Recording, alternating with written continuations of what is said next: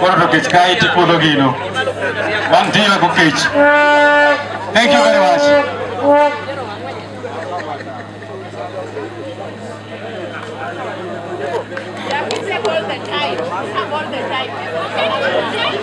His Excellency the Prime Minister Raila Amolo Odinga,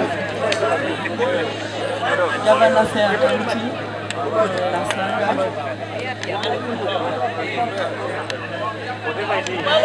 Jokogelo Kuto, Bugalo Fraternity, the court members that are here, and all my friends and relatives. Good afternoon. My names are Jacky Lakini, Anya Yimbo Nyamonye, to Onyola Nairobi, Adongo Nairobi. Gimanya lo wachoni, when I first met, and I met Roy last year in a club in K South called Annex. No, it's called Mayaka, sorry. And I had gone there with my friend to have some fun on a Saturday. And Roy came and said hi and bought us a whole bottle of Viceroy. We didn't ask for it, but he just bought us and he left. So I kept meeting Roy. Anytime I go out, I could meet Roy and I could see how he was busy, talking, having fun. But when he came anywhere closer to me, he always went quiet. And I wondered why he was quiet. But he kept telling me that, give me your number. Your number ni Jaber. Your number ni Adwa Gochoni. Tangi seni Roy. Abo Gochoni ni number ni. Then one time, we were in Nogor, Nyayo Stadium. Then after the game, of course, we were in Meladen. And during that game, someone spoiled my camera. There is a golf fan called Koro Kawa Chopo Meladen, Roy Obiro Kao camera, not work picture. He liked taking photos. So I listened, this camera is not working. So Openja ni angomo timo camera ngise ni kawa celebrate stadium camera no ketore. Then ongisa ni mia number ni Mondo King and goch ni Mondo ikel camera lost. So I had no choice. I'm here Roy the phone number. And later on we started talking concerning the camera, but it ended up into a relationship. And that camera back at leo hijawai tengenezwa. And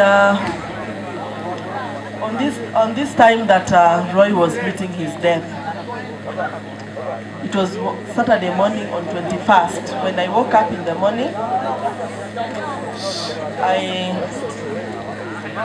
he was the first one to wake up. And Okao Simu, Ochako, he went online. Then I remember that I had something to do.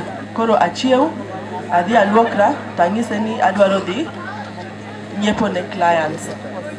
Toka lango my handbag, I had a budget of 5,000 for what I was going to buy. Tara ayudo can give 4,000 shillings. Tangiso Roy, maybe. Bina ne 1,000 na morokai. Tongisani ono kaneno. Tangiseni, hey, take mana dwadi nyeo. And it was going to cost 5,000. Tongisani aukaneno, but if your budget is that tight, let me give you some money. To the sitting room, obirogi wallet ne. So in that wallet there was only 1,000. Tongisani yaber eroka 1,000 ni, then yao give me duaro. Then angisoro ini yawa, is this the only money that we have? Tongisani, yes. My pesa mantiere bat kawa.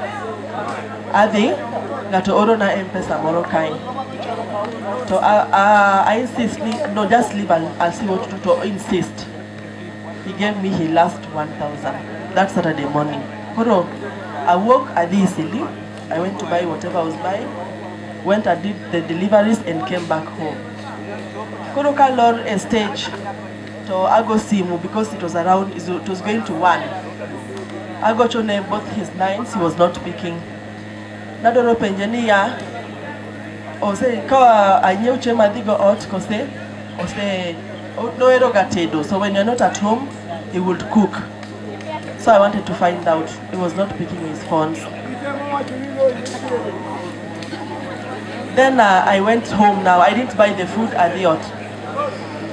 At the yacht, when I opened the door, he woke up and he shouted, "Babes, umerudi?" And I said, "Yes." Then apparently, "Why are you not picking up your phone calls?" Togisani, "My phones are in the sitting room, they are charging. Give me the big phone." Koroka amia simuni to watch manako wacho in a loud voice. Hey, by the way, today ilikuwa retreat ya LG. Now this LG group is a life group. They met in church, they met in Mavuno, and they had a Bible study group called Mizizi, and there were 12 members in that group. So every Tuesday, they used to go for this Mizizi in May. It was a 10-week program, and they used to go for that Mizizi. So Roy, when the training ended, they formed a group. It was called a life group. And I've met those people many times. They've even come home October 12th. We've made meals, shared, and we've gone places with those guys. So this time, that 21st, it was the retreat. They were going to India party in Masai Lodge. And apparently he had forgotten that there was that retreat. So when he took his phone, akaanza kusema, they have called me, all of them, and they want me to go. And I told him, "Utamek kweli," because there's traffic. And he said, "Let me try." So he called those people and they told him to go. So Roy left the house and went. But apparently, he kept communicating until sending me photos of that place and showing me the people he was with. And at some point, he told me that he would wish to take me there at some point in life. And that was his last status update on that day. So when it came to 10:30, when I was leaving town, I told him I'm going home. And I called him, he picked his phone, and we spoke. So from that 10:30, when I got home, now his phone kept going in Teja, his phone kept going inaingia hashiki. And then until that night I kept calling, he was not picking. So the next day in the morning, again I went to do my biasharas, and I found he had called me, 17 missed calls. So this time, I didn't know what was happening that Sunday until around 3 in the afternoon. I got worried. I sent his best friend, she's called Jacinta Hezron, a message, and I told her, Roy did not come home last night, and Roy doesn't sleep out. He has never slept out, and he's not picking his phone calls, he's not answering the messages. So Jacinta told me, let's pray that he's well. So I went to do my businesses as well. Then when in the evening, Uncle Milton called me, and he told me, Nyaimbo, I said in your report in Kanye, and I got scared. I told Uncle Milton, Uncle Wekubuoga, then Angado Simu. Then I SMS'd Jacinta. And you saw Jacinta, Winje Gikma Uncle Milton Nisa. So Jacinta called back immediately and told me to call back Uncle Milton and find out what is happening. But I was very scared. I was shaking, I was scared. I didn't know what was happening, and I was in the middle of another meeting. So I disconnected the phone and switched it off completely. And I finished up my meeting in a rush, got into a cab, and decided to go home. I was hoping to go and get Roy in the house, but I didn't go in the cab. I lighted and took a motorbike. That meeting was in Embakasi around Tajmon. So I went home. And when I got into the estate, I met friends, faces that I know, and they were all crying and wailing and calling my name. I fell off the motorbike and asked them what was wrong, where was Roy? No one was telling me anything. I was just being carried to the house. So when I got home, they opened the door and people were just staring at me. So I kept asking, where is Roy? What is happening? No one was telling me anything. People were just looking at me and telling me he'll be okay. So later, 1 hour into that incident, I was told Roy got a bad accident. And he was at the hospital and he needed an urgent operation. And I told them, what is the point of keeping me here? Maybe he needs some blood. Maybe he needs an organ. Maybe he needs my help. Keeping me in the house and telling me he'll be okay will not help him. But it's like that time Roy was not there. So later on, they convinced me to stop crying and told me that he'll be okay.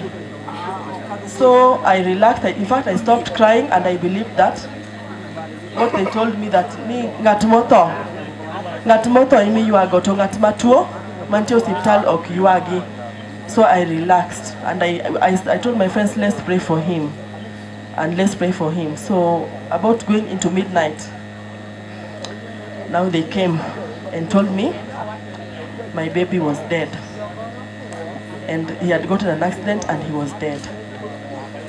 I couldn't believe it. I couldn't believe it because he left the house very happy.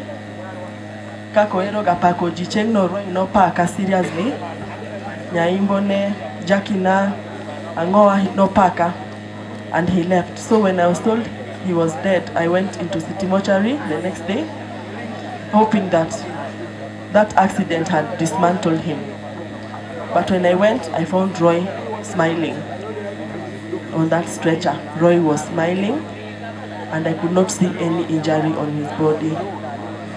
So tukaanza kusearch, I really stunned him. I wanted to see what accident was this that have killed Roy, the brave Roy that I know. I could only see a scratch on the left arm and on the head at the back. But that was it. Roy was not talking. Roy was dead. Roy was gone.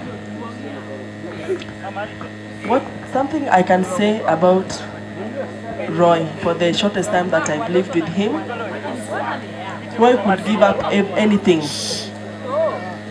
Roy could give up anything and everything for someone. 2 incidences that have caught my eye with Roy. The first one was when Robert Alai was arrested. That is the time I had started maybe living with him. And Roy left the house and never came back for many hours.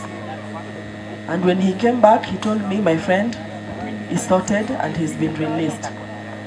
The second incident was one time we were coming home at 4 a.m. in the morning. And we found a friend standing kwa barabara uko nje. And that guy told us that plot yetu mali tunaka, they can't open for me the gate because it's late in the night. And Roy told that guy, Wadi Ot, Mondo Wanindi. And Roy alitandikio jamaa na Roy akalala. And that guy slept. Diwa gani for meet liel mitka jirani. I've never experienced first-hand loss that caught me unawares, that caught me off guard. And this is someone I really loved, and we had a lot of things that we needed to do in the future. Roy died when he wasn't expecting it at all. He passed on when we had a lot of things that he wanted to do. And like he always said, you get into a relationship without knowing where it will end up. No one ends up getting into a relationship hoping to be a widow or hoping to be separated, or hoping to be a single mom. But here I am today, the shortest time of my life with Roy. It was just cut off brutally and cruelly. Like you always say, baby, rest in freedom till we meet again.